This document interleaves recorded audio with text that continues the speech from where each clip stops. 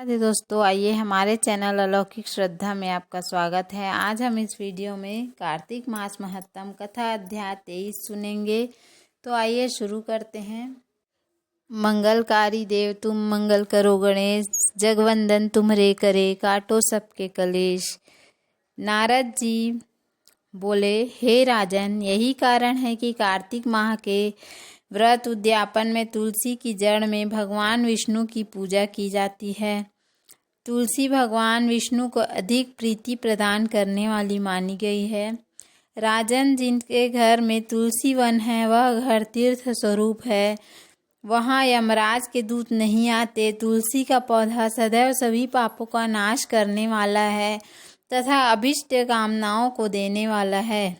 जो श्रेष्ठ मनुष्य तुलसी का पौधा लगाते हैं वे यमराज को नहीं देखते। नर्मदा का दर्शन, गंगा का स्नान, तुलसी वन का संसर्ग, ये तीनों एक समान कहे गए हैं। जो तुलसी की मंजरी से संयुक्त होकर प्राण त्याग करता है वह सैकड़ों पापों से युक्त ही क्यों न हो तो भी यमराज उसकी ओर नहीं देख सकते। तुलसी को छूने से कामिक, वाचिक, मानसिक आदि सभी पाप नष्ट हो जाते हैं। जो मनुष्य तुलसी दल से भगवान का पूजन करते हैं वह पुनः गर्भ में नहीं आते, अर्थात जन्म मरण के चक्कर से छूट जाते हैं। तुलसी दल में पुष्कर आदि समस्त तीर्थ, गंगा आदि नदियाँ और विष्णु प्रभृति सभी देवता निवास करते हैं। हे राजन, जो मनुष्य तुलसी काष्ठ का चंदन लगाते हैं उन्हें सहज ही मुक्ति प्राप्त हो जाती है और उनके द्वारा किए गए पाप उनके शरीर को छू भी नहीं पाते। जहाँ तुलसी के पौधे की छाया होती है वहीं पितरों की तृप्ति के लिए श्राद्ध करना चाहिए। जिसके मुख में, कान में और मस्तक पर तुलसी का पत्ता दिखाई देता है उसके ऊपर यमराज भी दृष्टि नहीं डालते। फिर दूतों की तो बात ही क्या है। जो प्रतिदिन आदर पूर्वक तुलसी जी की महिमा सुनता है वह सब पापों से मुक्त हो ब्रह्मलोक को जाता है। इसी प्रकार आंवले का महान वृक्ष सभी पापों का नाश करने वाला है।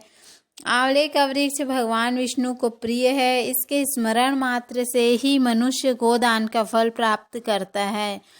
जो मनुष्य कार्तिक में आंवले के वन में भगवान विष्णु की पूजा तथा आंवले की छाया में भोजन करता है उसके सभी पाप नष्ट हो जाते हैं। आंवले की छाया में मनुष्य जो भी पुण्य करता है वह कोटि गुना हो जाता है। जो मनुष्य आंवले की छाया के नीचे कार्तिक में ब्राह्मण दंपत्ति को एक बार ही भोजन देकर स्वयं भोजन करता है वह अन्न दोष से मुक्त हो जाता है। लक्ष्मी की प्राप्ति की इच्छा रखने वाले मनुष्य को सदैव आंवले से स्नान करना चाहिए। नवमी, अमावस्या, सप्तमी, संक्रांति, रविवार, चंद्र ग्रहण तथा सूर्य ग्रहण के दिन आंवले से स्नान नहीं करना चाहिए। जो मनुष्य आंवले की छाया में बैठकर पिंडदान करता है उसके पितर भगवान विष्णु के प्रसाद से मोक्ष को प्राप्त होते हैं।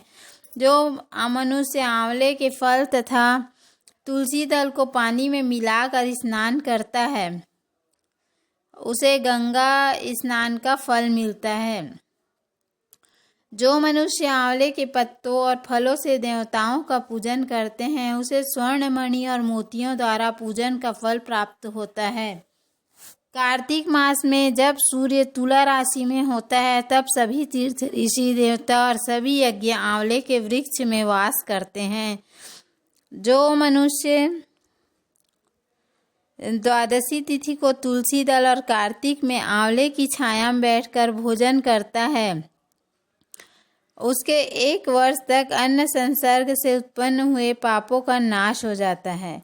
जो मनुष्य कार्तिक में आंवले की जड़ में विष्णु जी का पूजन करता है उसे श्री विष्णु क्षेत्रों के पूजन का फल प्राप्त होता है। आंवले और तुलसी की महत्ता का वर्णन करने में श्री ब्रह्मा जी भी समर्थ नहीं है, इसलिए धात्री और तुलसी जी की जन्म कथा सुनने से मनुष्य अपने वंश सहित भक्ति को पाता है।